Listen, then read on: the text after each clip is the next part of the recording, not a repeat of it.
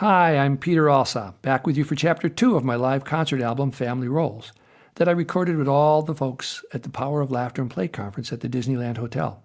We talked about the importance of making a commitment to our own self-growth because we know that growth requires making changes and taking some risks as we venture in new directions. We agreed that before we can pass on helpful information to other people, we're going to need to gather that information for ourselves. Then we all took a risk together and sang I Am a Pizza and talked about how emotions are contagious and why it's important to have a healthy emotional vocabulary. And we wrapped up Chapter 1 as we mentioned that many of us had experienced some uneven parenting as we grew up.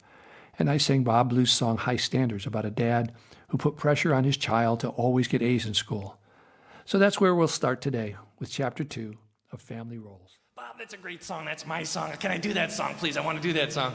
And he said, you want to do that song? And I said, yeah, it's a great song. He said, I don't know. There's a lot of controversy in my family about that song, you know. I said, what do you mean? He said, well, my brothers and sisters aren't so sure Dad should have even got a B+. You know.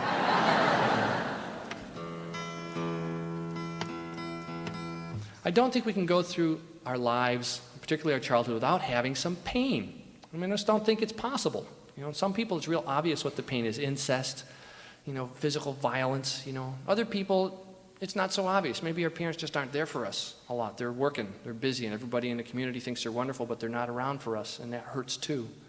Maybe other kinds of things. Mom may be just hooked on prescription drugs or something, just not there for us in certain ways that we get the message. Or teasing or ridicule that goes on in our families. That everybody says, what's the matter? I wouldn't tease you if I didn't like you.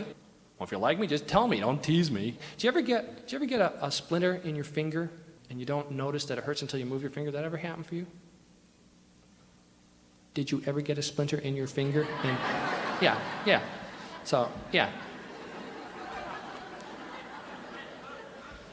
Well, what happens is my friend Annette Goodhart, who's here this weekend, is a mentor and a teacher of mine. She's a wonderful, clear thinker. And she talks about, see, when you have pain in your childhood, it's like getting a knife in your back. You get this huge knife in your back. It hurts no matter, you know, how old you are or what the pain is. It still hurts. And like the splinter in your finger, you know, if you hold your finger just a certain way and don't move it, you don't feel it. So we do that with a knife. We get this knife in our back. We kind of get into a position. You go, there, that's okay. I don't notice it now, you know. And so you kind of go through your life like this, you know, and you go to college and you get married and you raise a family, you know, and you start a business and things like that, and you're going through this, and the whole time you're talking to people, but the implicit message is, don't touch the knife, you know. Do you ever have someone touch your knife sometime when you're having an argument or something like that? You know, it's like, and all of a sudden you're a lot more angry than you should have been for what was going on. It's like having your buttons pushed. Come on, how about your parents? Parents ever push your buttons? You know why your parents can push your buttons so easily, don't you? They installed them. Hey. Right where they are. So, and that says people come into my office with this huge knife in their back, you know, and it's like they don't know what's there anymore. They forgot because I've moved, you know, they don't want to touch it, you know. And they come in and they say, well, my life isn't working so well. Maybe you could do something to help me out here, you know. She said, the message to her is don't touch the knife. And she said, my job as a therapist is to tell them I love them and walk up to them and put my arms around and give them a big hug and twist the knife, she says, you know. And I twist it and they feel the pain and it hurts. But then the knife can fall out on the rug and the wound can heal. We don't have to walk around with those knives in our back. It's just people come into my office hanging from this 1,000-foot cliff by their fingernails, looking down onto jagged rocks below, and they're going, help me. And she says, my job as a therapist is to walk over and tell them I love them and stand on their fingertips, you know, kind of. And then they let go and they find out it was only a foot drop. See, it just looks like 1,000 feet when you're a little kid. And now we're grown up. And we can get some other tools in our toolbox so that we can take care of ourselves in ways that we couldn't. Because when we were little, it was like you were going to die if you didn't have the support of the big people around you. Does this make sense to y'all? This is a right brain presentation, okay? You know, you all know the difference between right brain and left brain, don't you? Come on, you get psychology today. You know the difference. Yeah, there's left brain, for those of you who aren't sure, it's cognitive and analytical and linear. You know, there's people sitting out there with pads on their lap saying, he hasn't said anything I can write down yet. You know, kind of.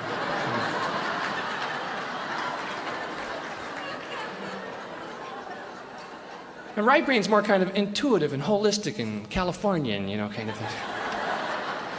So if I jump around a little bit, don't be critical and everything. Just hang in there, because honest, it'll all come together in a holistic flash at 10:15. Okay, you'll get that, all right?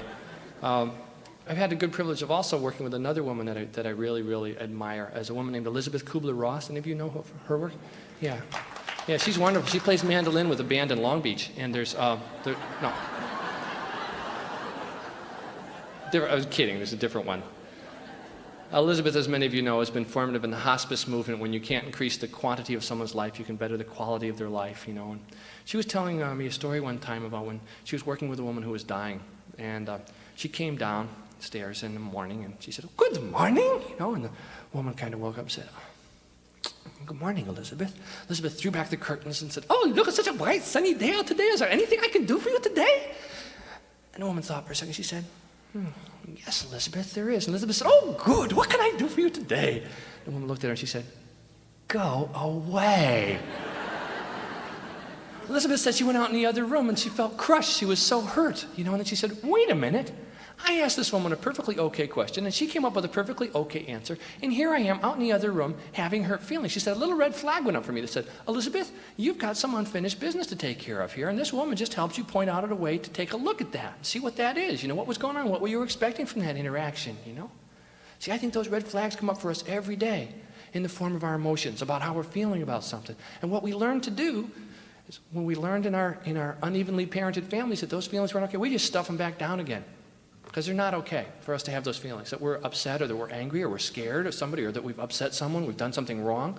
But the thing is, if we're going to commit to self-growth, we've got to take that risk to look at when those flags come up and pay attention to them, because they come up all the time, you know.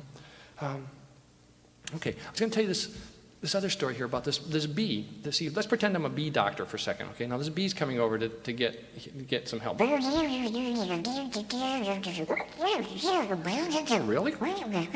See, sometimes what happens is we diagnose the wrong organism, okay? Organism, okay, yeah. Make sure you got that first. I want to make sure you're awake.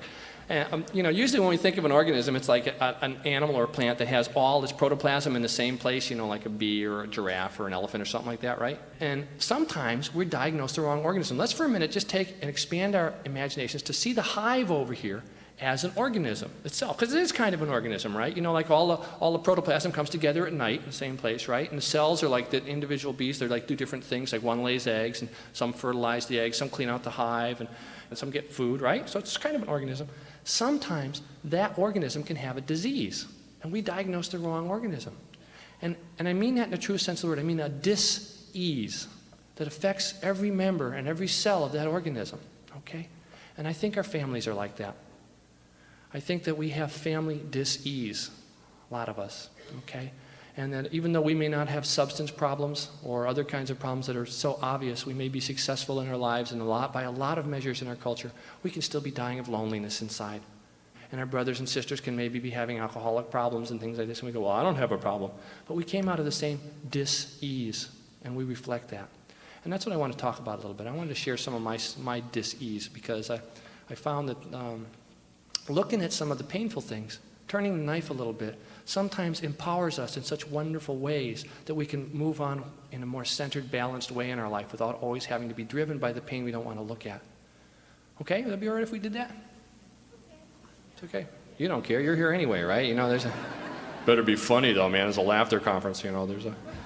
Well, I was in a lot of denial, actually, about some of my family. You people know what denial is, don't you? It's a river in Egypt. You knew that. I bet you knew that. Yes.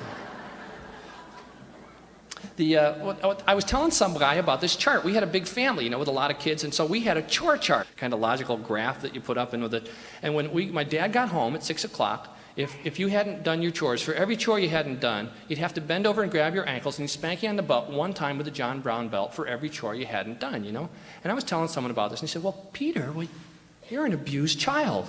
And I said, "Me? Come on, man, I'm not an abused." I mean, I talk to people about abused children. I mean, come on. My father didn't come home and, like, thrash us or anything. I mean, come on, he was very organized about it, you know. I said, and besides, it was my own responsibility. If I had done my chores, I wouldn't have gotten hit. So it was my responsibility for getting hit, right? You know. And the guy looked at me and said, "Peter, a child is never responsible for being abused. It's true. Might have been your responsibility to do your chores, but it was your father's choice to hit you for not doing them." A little light went on and said, "Yeah." And he used to say, "This hurts me more than it hurts you, too, you know." I remember offering to switch places with him once, but he never went with it, kind of. So with that in mind, I wanted to talk a little bit about my family because I started taking a look at some of the stuff that was going on. I'm going to talk about a traditional family with alcoholism going on in it and talk about family roles, which is something that Sharon Wegscheider Cruz came up with. How many of you are familiar with the term codependency? Hey, look at those. Hands go up in the audience. That's great. Okay. Well, to go back in my family, let's find an alcoholic. We could have been any of my ancestors, actually. Alsop is a derivation of the word ale shop, so hey, can I tell you? My grandfather was a real alcoholic, my dad's dad. And stuff in the family that causes the uneven parenting doesn't need to be alcoholism, although I'm willing to bet we can't go back in many of our families more than a generation or two without finding someone who is chemically dependent. It's that endemic. It could be mental illness, as I said. It could be prescription drugs. It could be because somebody murdered somebody back there as a family secret. It could be because of incest or sexual abuse in the family. It could be because of mental illness. There's all sorts of things that go on that cause family shame and secrets where you can't talk about anything, and where emotions aren't supposed to come up. And what happens is in the traditional family, although I'm not sure exactly how traditional it is, I keep using that word, with the older male, might be the alcoholic.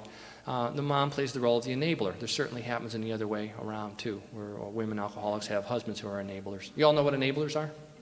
They're the ones that call up, if she calls up on Monday morning and says, Bob can't come to work today because he's got the flu, and Bob's really just hung over from drinking too much Sunday night, She's enabling him to go on with his behavior without feeling the consequences of it. And my dad was an enabler for his father, you see. What would happen is he'd take my granddad down and get him dried out, and then my father would get called in the middle of the night by my grandfather and say, Sam, you got to have a drink. My father would say, okay, Dad, downstairs bathroom behind the Pepto-Bismol, there's a half pint of JB. This is enabling behavior, folks. So we're talking about feelings. What's the main feeling that an enabler has? Well, it's one of anger. You're angry because you can't control this person's habit. You're angry about it, And when you're angry all the time, people don't want to be around you, so what do you have to do to your own behavior? You have to control your own behavior. So I was raised by a guy who was a control freak, and he controlled his 4 kids' behavior real heavily. Now, how does that make you feel when someone controls your behavior? How do you feel? Makes you angry, you see. My dad raised 4 very angry kids, and all of my brothers and sisters have been chemically dependent, except me. I have other things I use, which we'll get into later. I have an older daughter and a younger daughter, and I was watching my older daughter do these heavy-duty control trips on my younger daughter, and I knew right where she got them from. And this is 4 generations away from the practicing alcoholic in my family. Do you see how it's a family dis-ease? Do you see how that cycle of anger and control can get passed on in a family? Actually, I got one of my daughters here tonight who's going to help me do a song about that. Would that be okay if she came up and did a song? Where are you, Willow? You out there somewhere? Here she comes. So what happens, you see, is us enablers always stay in our heads. We're trying to be logical. That way we don't have to deal with all the feelings down here in our bodies, you see. And I'm trying to teach this to my daughter, Willow, when she's 5, right? And I say, listen, honey, you have to learn how to be logical if you want to learn to get along with grown-ups in the world. And she says, that's not why you want me to be logical, Dad. And I said, well, why do I want you to be logical, honey? She said, so I'll do it your way. Busted. So at least I got a good song out of the thing, and I'm going to teach it to you. It goes like this. Logical, logical. Why do you have to be so logical? Never mind, don't tell me why. You'll have a logical reply. Okay, let's try it all together. Here you go. You ready? Logical, logical. Why do you have to be so good singing? All right. Never mind, don't tell me why. You'll have a logical reply. That's great. Now, see, I was a school teacher for a while, and I used to teach kids how to act like grown-ups. Now I go around the country teaching grown-ups how to act like kids. It's a much healthier gig, let me tell you. It's true. And in case you're having trouble getting back in touch with that little 5-year-old inside of you that bought into the fact that you were supposed to be logical if you were going to be accepted in the adult world, we've got an exercise for you. We're going to sing this chorus one more time, but this time what I want you to do is I want you all to scrunch up your noses. Please scrunch them up. Now check your neighbors, make sure they're scrunching their noses too, and we'll try it one more time. Here we go. Logical, logical. Why do you have to be so good? Scrunching, all right. Never mind, don't tell me why. You'll have a logical That's great. I love watching you people. Some people are out there, they're scrunching and singing. Other people are sitting there saying, I'll scrunch my nose, but I'm not checking my neighbor's nose. There's no way. Dad, I'm too full to eat my beans. You're too full. What does that mean? My tummy's got no room, it's true. Well, that means no room for dessert, too. Well, I have space left for ice cream. Then you could fill that space with The beans. beans are over room for ice cream, then too bad. Logical, logical, why do you have to be so good singing? All right. Never mind, don't tell me why, you'll have a logical reply. All right. Dad, I'm too sick for school today, but I don't need medicine, okay? Well, don't you want to feel well? Yeah, but I can't stand the smell. That stuff tastes like old dead clams. It'll make me sicker than I am. I'm not that sick, Dad, I won't die. Then off to school you go, goodbye. Dad? Logical, logical, why do you have to be so logical? Never mind, don't tell me why, you'll have a logical reply. That's great. Some people are still holding full scrunch out there. Have you noticed that? Well, you ever go see did any of you ever see the movie E.T.?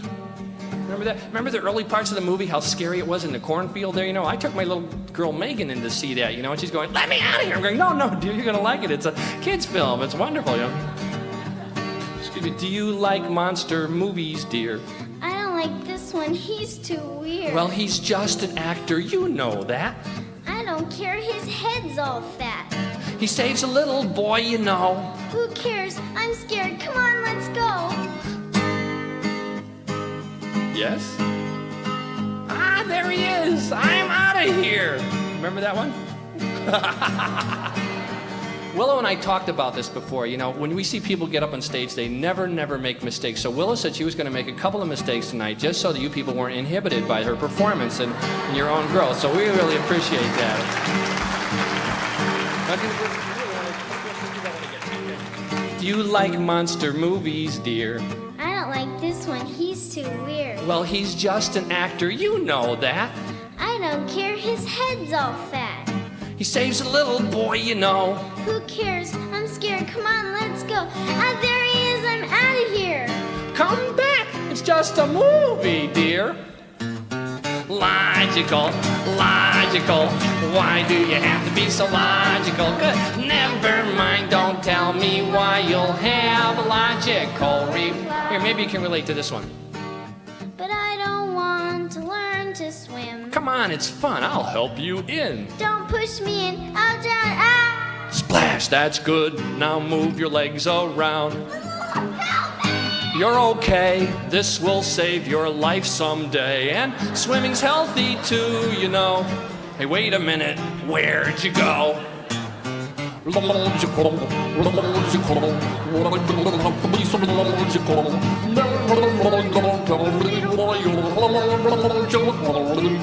She didn't sing with us on that one, Baron.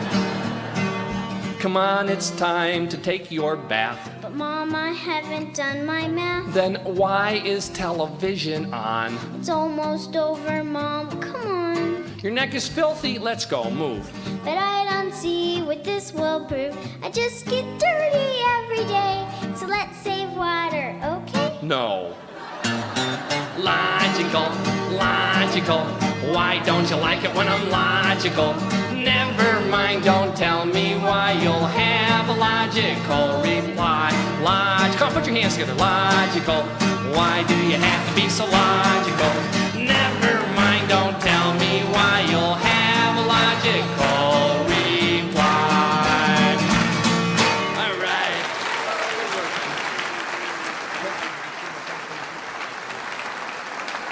Hello. Thanks.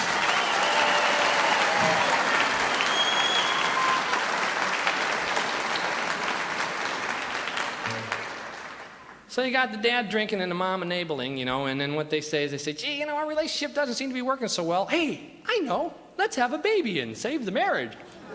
So that's it for today. Next week, we'll listen to Chapter 3 of Family Roles and discuss the family hero, the perfect kid, and the family scapegoat, the one who always gets blamed for everything by everyone else in the family. I want to give a big special thanks to my daughter, Willow Gear, for singing with me on this, and for all the other times and places she's sung with me, and to Bob Blue, whose work with kids has been phenomenal. We were friends and loved each other's music. Bob contracted MS and had to stop teaching his second graders, but he went back to the same school and volunteered as a mentor to his class. He'd show up every day and was there for the kids who needed help. He stayed with them as they progressed up through the grades each year.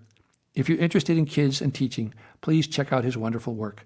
You can find his materials at bobblue.org. It's blue, B-L-U-E. I'll see you next week here with Chapter 3 of Family Roles. Bye for now.